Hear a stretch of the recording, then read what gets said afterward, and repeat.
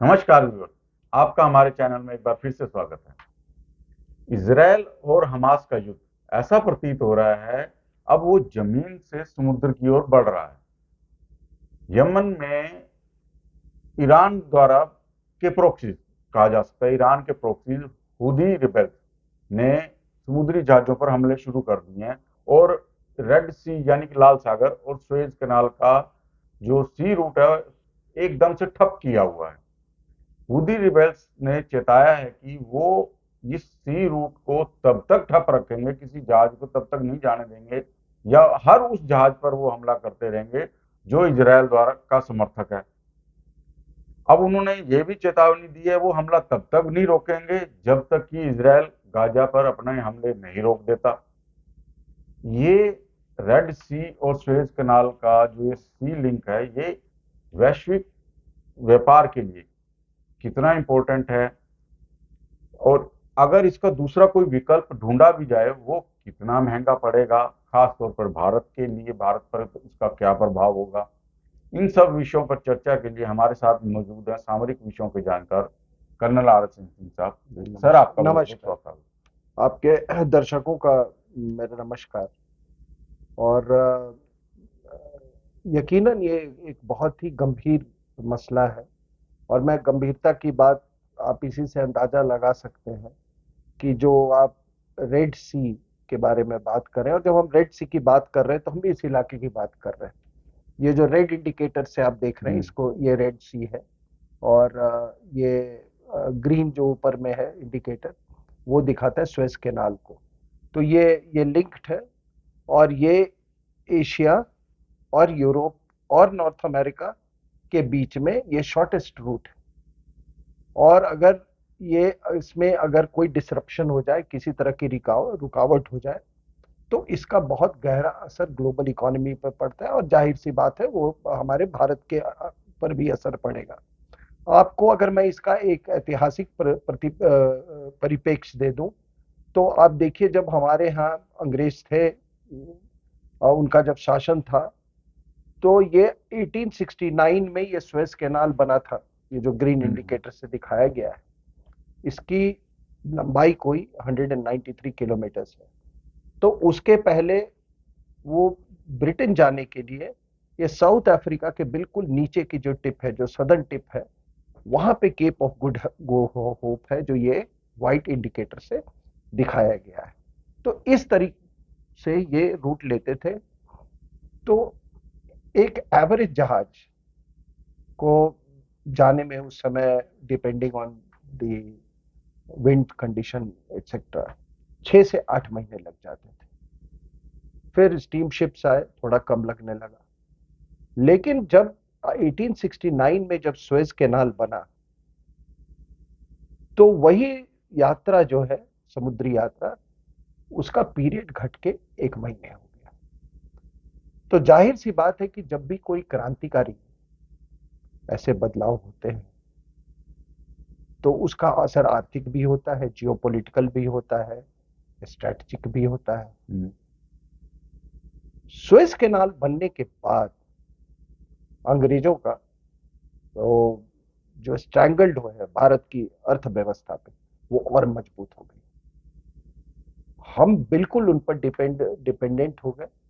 Exports पर उनका बिल्कुल मोनोपोली हो गया। आप समझ रहे हैं मेरी बात को? तो आज भी अगर आप ऐसे आप देखें, तो अगर आप एक शिप का, अगर मान लीजिए वो एवरेज 20 नॉट की स्पीड से जा रहा है, तो 21 से 30 दिन में भारत से यूरोप को की यात्रा तय कर सकता है। स्ट्रेटेजिकली इसका क्या इंपॉर्टेंस है कि ये बिल्कुल, ये जो सदर्न पार्ट ऑफ जो इंडियन ओशन है, उसको अवॉइड करता है। अगर आप एशिया से यूरोप की तरफ जा रहे हो, और ये southern part of Atlantic ocean को भी अवॉइड करता है। तो ठीक है, तो नॉर्थ अमेरिका और ब्रिटेन के लिए बहुत बहुत जरूरी है। आप खुद अंदाजा लगा सकते हैं कि कितना वाइटल है। अब क्या है, अगर आज की वर्तमान इसकी इम्पोर्टेंस या इसकी अहमियत देखें, तो भूगोल तो बदलता नहीं। तकरीबन भूगोल तो वही रहता है। हाँ, ज्योग्राफी तो यूं की यूं रहनी है। तो आज अगर इसकी अहमियत देखें तो आपको मैं बता दूं कि दुनिया भर का या ग्लोबल ट्रेड का 12% ट्रेड जो है ये सुएज कैनाल रेड सी या सुएज कैनाल से जाता है, 12%। और दुनिया की 10% जीडीपी को ये जनरेट करता है, ट्रेड अच्छा, through Suez canal. Trade through Red Sea. ये 10% GDP, 35,000 ships they transit through Red Sea and Suez canal every day, sorry every every year, year. Every year. और एवरेज आप 300-400 ships every day.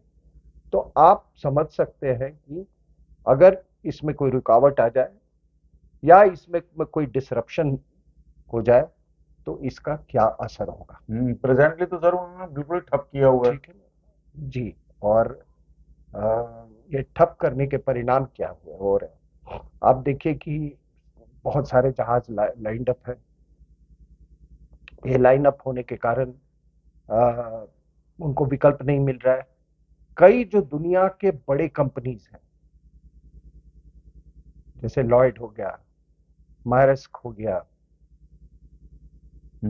MB ship, ये सब shipping हो, ये बड़े बड़े कंपनियों ने ये इन्होंने अपने जहाज केप ऑफ गुड इन्होंने रीरूट कर दिया है। तो आप समझ सकते हो कि उसका क्या कॉस्ट होगा। ना कॉस्टिंग इम्पैक्ट, टाइमिंग। टाइमिंग, और उसका एक और टाइमिंग ही नहीं, इंश्योरेंस। हाँ, वो भी है। इंश्योरेंस कई गुना बढ़ गए। कई इंश्योरेंस कंपनीज तो इंश्योर भी नहीं करने के लिए तैयार। और ये क्रिसमस का समय, अभी गुड्स की डिमांड सबसे ज्यादा होती है। बिल्कुल। तो ये एक और इसका आपने हिंदुस्तान का भी परिप्रेक्ष्य देखा, तो आपने सही कहा कि इसका असर हिंदुस्तान पे भी पड़ रहा है। तो अभी आपने देखा एक ऑयल टैंकर जो कि इंडियन कोस्ट से 270 किलोमीटर दूर, उसको हुतीज ने टारगेट किया ड्रोन के द्वारा। एक दूसरा जहाज था चेम प्लूटो, ये सब इंडिया की तरफ थे। इंडियन फ्लैगशिप नहीं था, एक एक गैबॉन था और एक लाइबेरियन शिप था जो चेम प्लूटो जो था हमला हुआ ड्रोन्स के द्वारा। और किस्मत थी कि कुछ हुआ नहीं, कोई ये नहीं हुआ, कोई जान का नुकसान नहीं हुआ। लेकिन आपको उन्होंने एक क्वेश्चन तो कर दिया। बिल्कुल बिल्कुल। और ये हमने उसके बाद अपना जो नेवल शिप्स है उसके साथ रिस्पॉन्ड किया है उसके बारे में। तो देखिए आपने सही बात ये कहा कि ये युद्ध जो है ये केवल जमीन तक, और रीजनल भी नहीं रहा, पूरा वर्ल्ड ही ये केवल जमीन तक सीमित नहीं है, इसका एक मैरीटाइम डायमेंशन भी हो गया। और अगर आप मैं तो इसको यूं देखता हूं कि ये एक जिहाद का एक अलग स्वरूप है। पैलेस्टीनियन जिहादी हैं, हुदी, आपने सही कहा, इजराइल के प्रॉक्सीज हैं, दे आर जिहादीज। और वो जिहाद के तहत ये धमकी दे रहे हैं कि अगर इजराइल ने अपना युद्ध नहीं समाप्त किया, कार्रवाई नहीं समाप्त किया हमास के खिलाफ गाजा में, तो ये हमले जारी रहेंगे। तो आज युद्ध के दो फ्रंट्स, एक गाजा और दूसरा रेड सी। बिल्कुल। तो जब हम जिहादी हमलों की बात कर रहे हैं तो 26/11 को अगर आप ले तो वो दुनिया का एक सबसे पहले समुद्री रास्ते से कोई जिहादी अटैक किया गया था, where she was the medium. समझ रहे हैं? अभी क्या है कि एक वाटर लिंक को, एक इंपॉर्टेंट वाटरवे को ही दहशत का शिकार बनाया जा रहा है इस केस में। ऐसा नहीं है कि बहुत सारे डिसरप्शंस हुए, सुएज कैनाल में पहले भी हुए हैं। 1956 में आपको मालूम है, उसी एक बहुत बड़ा ये हुआ था जब नासर ने उसको नेशनलाइज कर दिया था सुएज कैनाल को, और ब्रिटेन और फ्रांस इन लोगों ने अपने फोर्स भेजी थी, और उसका परिणाम ये हुआ कि उसी के बाद में अमेरिका जो है दुनिया का न्यूमरो यूनो देश बन गया था। तो डिसरप्शंस पहले भी हुए हैं, 67 में भी हुए हैं डिसरप्शन, लेकिन किसी दहशतगर्द ऑर्गेनाइजेशन ये पहली बार किया है। तो ये अमेरिका वगैरह कर क्या रहे हैं नहीं सर? नहीं, ऐसा ऐसा कहना ये ठीक नहीं होगा।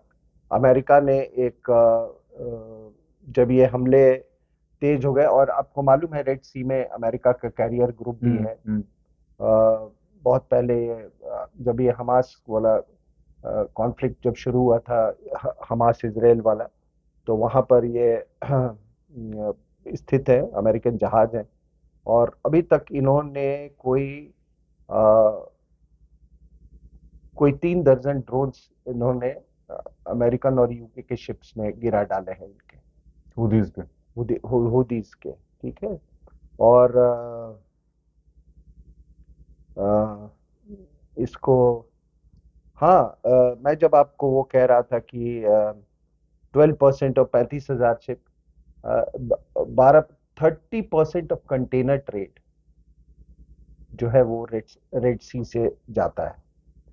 तो ये ऐसा नहीं है, अमेरिकन ने एक फिर वहाँ पे अमेरिका के जो डिफेंस सेक्रेटरी हैं लॉयड, ठीक है, लॉयड ऑस्टिन, वहाँ का दौरा, अभी वहाँ के दौरे पे थे, और उन्होंने एक एक कोलिशन बनाई है, एक ऑपरेशन वो किया है जिसका नाम क्या है, prosperity guardian, operation prosperity guardian. उसमें कोई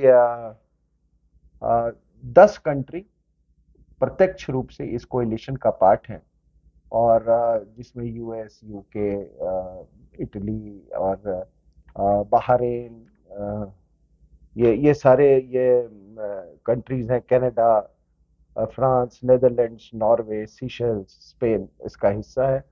भारत इसका हिस्सा नहीं, फिर इम्पैक्ट तो पड़ ही रहना सर। भारत इसका हिस्सा नहीं है, लेकिन हमने हमारे 2 ships they are operating off the Aden coast, ये आपका यहाँ पे इधर एडन कोस्ट के इधर ऑपरेट कर रहे हैं, और 10 तो प्रत्यक्ष रूप से हैं, बाकी जो है कोई 9 कंट्रीज, कोई उनका कहना है वो कि भैया हम अप्रत्यक्ष रूप से ही आपको हम सपोर्ट करेंगे, क्योंकि इसमें कुछ और अरब कंट्रीज भी हैं, वो कहते हैं कि हम खुल के नहीं आ सकते हैं, क्योंकि फिर हमको ऐसा लोग हम पर हमको एक्यूज करेंगे कि आपने पैलेस्टीनियन कॉज को अबेंडन कर दिया, बिल्कुल। अबेंडन कर दिया है, ठीक है। तो अगर भारत की आप अगर इस पर इसका असर देखें, तो आप इसी से समझ सकते हैं कि हमारा 200 बिलियन डॉलर का ट्रेड जो है, $200 बिलियन का ट्रेड, मैं 2021 की का फिगर मैं दे रहा हूँ, $200 बिलियन का ट्रेड हमारा रेड सी और सुएज कैनाल से के जरिए होता है, जो कि हमारे टोटल ट्रेड का, जो हमारे टोटल ट्रेड का 20% है। यही नहीं, आपका जो ऑयल आता है, भारत को जो तेल आता है, मुख्य रूप से आपका वेस्ट एशिया से आता है, तो स्ट्रेट ऑफ और हॉर्मुज से रशिया, आएगा। हाँ, तो उसमें कोई दिक्कत नहीं, वो तो आ रहे हाँ, हैं, वो तो वो तेल आ रहा है। लेकिन याद रखिएगा कि आज रशिया से आपका 40% ऑयल सप्लाई जाता है, तो वो 40% ऑयल सप्लाई जो है वो सुएज कैनाल से, बिल्कुल। सुएज कैनाल से गुजर के आता है, तो उस पर भी असर पड़ेगा। कोई $2-3 का तो एस्केलेशन पहले ही हो गया है कॉस्ट में। और जब हम शिपिंग इंश्योरेंस कवर की बात करते हैं, तो या तो इन्होंने बिल्कुल, कुछ इंश्योरेंस कंपनी जो ये शिप्स का इंश्योरेंस करते हैं, वो या तो मना कर दिया है, नहीं तो मतलब आप समझिए कि अ, इतना दाम बढ़ा दिया कि जो फ्रेट कॉस्ट है वो 35% वो बढ़ गए हैं। अब मैं कानपुर की लेदर इंडस्ट्री की एक मैं आपको उदाहरण देता हूँ, ठीक है ना। जो कानपुर की जो लेदर इंडस्ट्री है बहुत बैडली इससे इम्पैक्ट हुई है। पहले ही यूक्रेन और रशिया कॉन्फ्लिक्ट से ये इफेक्ट हो चुके थे। तो पहले अगर मान लीजिए एक कंटेनर का चार्ज $700 था, वो अब बढ़ के $3000 हो गया है। चार गुना से भी ज्यादा। चार चार गुना से भी ज्यादा।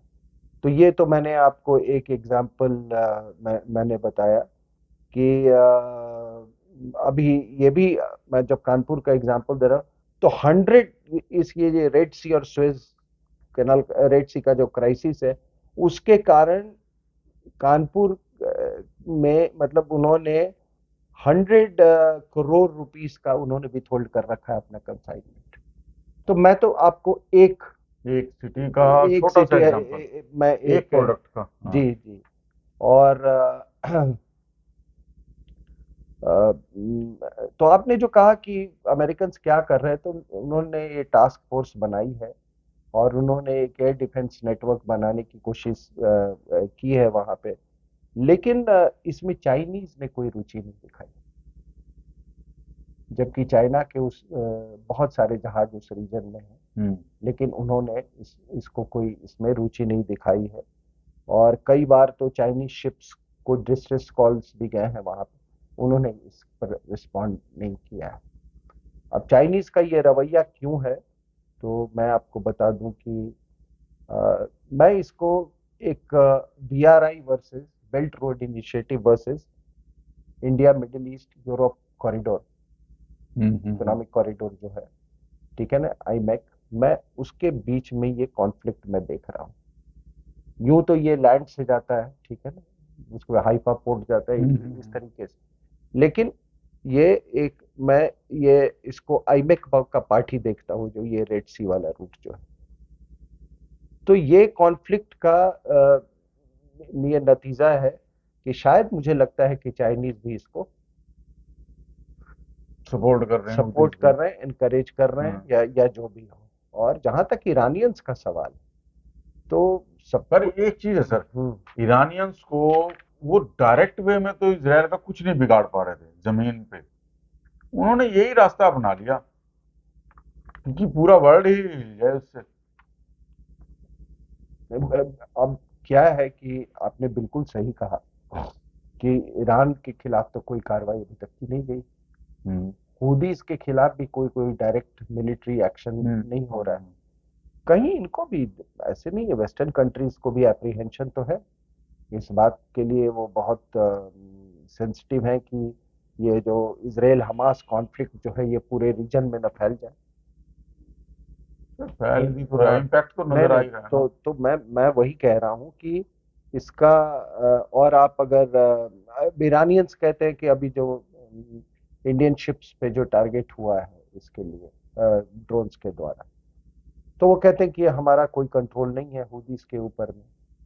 अब हूदीज जो हैं आपको मालूम है कि वो सदन जो यमन है वो यहाँ पे बैठे हुए हैं। अब उनको इंटेलिजेंस कौन दे रहा है?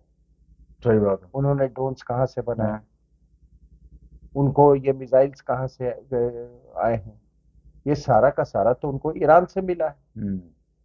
लेकिन मुझे ऐसा लगता है कि एक तो ये बेल्ट रोड इनिशिएटिव की जो मैं बात कर रहा था, जो IMEC जो है, India middle east Europe economic corridor, वो बिल्कुल डायरेक्टली चुनौती देता है बेल्ट रोड इनिशिएटिव, चाइना के दिया। और बेल्ट रोड इनिशिएटिव के जगह जगह पे उनको बड़ी मुश्किलें आ रही हैं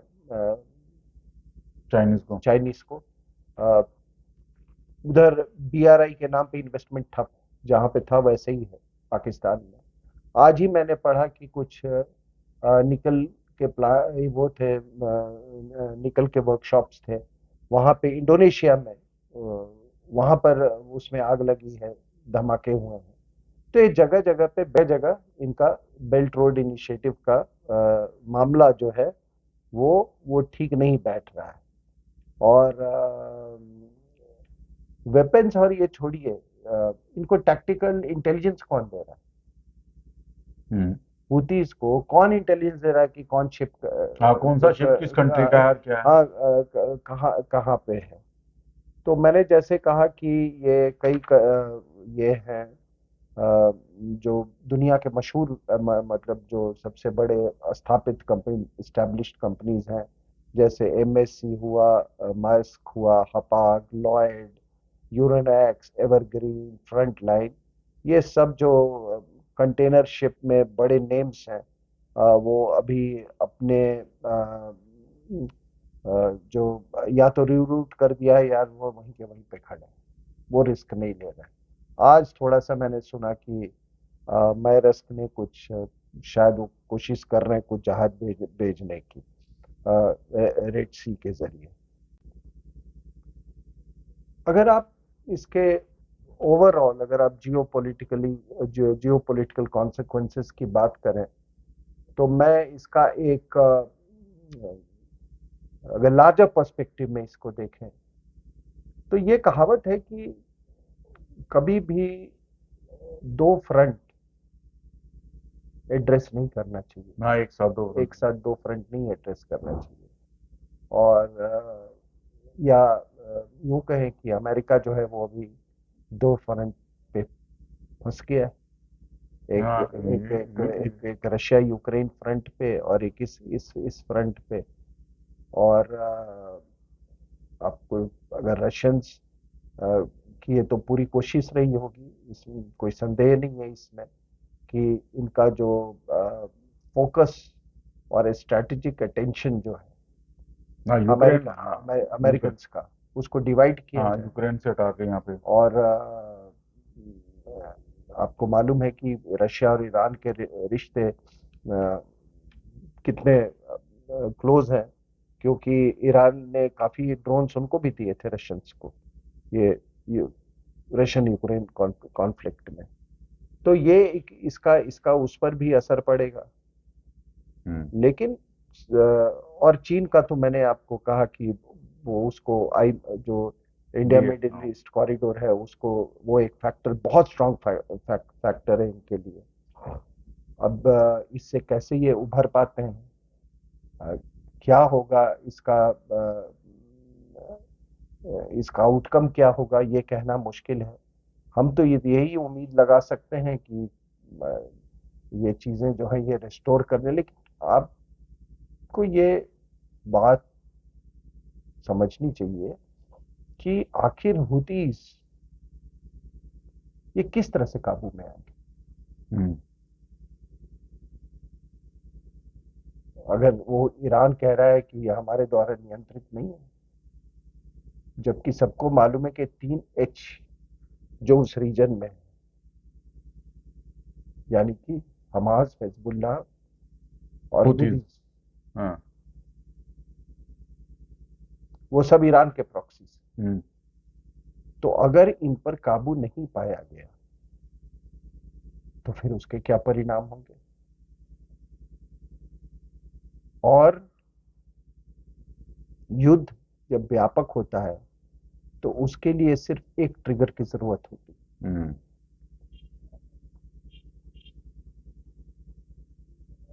सिर्फ एक ट्रिगर की जरूरत होती है उसके लिए।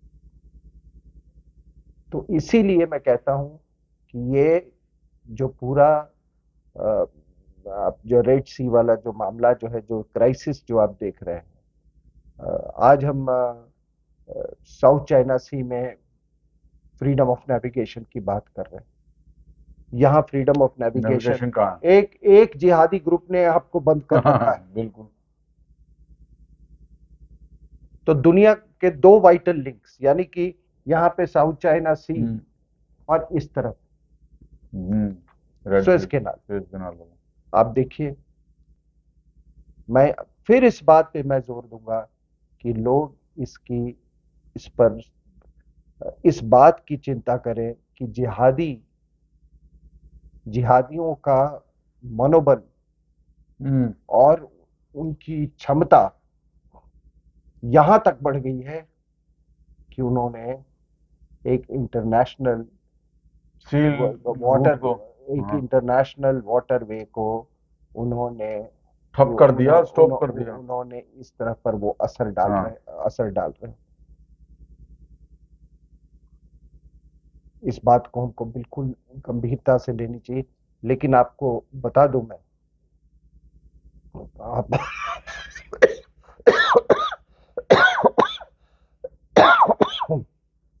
सॉरी, आपको ये भी बात मैं बता दूं कि जहां तक भारत का सवाल है, तो इस मामले में भी हम एक स्वीट जियो पॉलिटिकल स्पॉट पे हैं।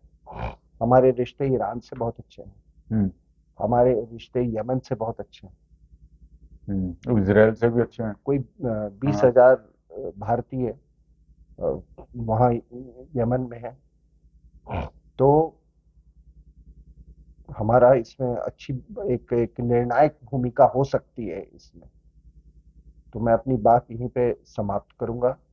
लेकिन ये मामला जो है बहुत गंभीर है, और एक कुछ शब्दों में मैंने आपको ये पूरा एक परिप्रेक्ष्य देने का मैंने कोशिश किया है। और मुझे अ, सुनने के लिए बहुत बहुत धन्यवाद। व्यूअर्स, आप भी अपने विचार दीजिए। सिंह साहब ने तो अपने विचार बताए हैं।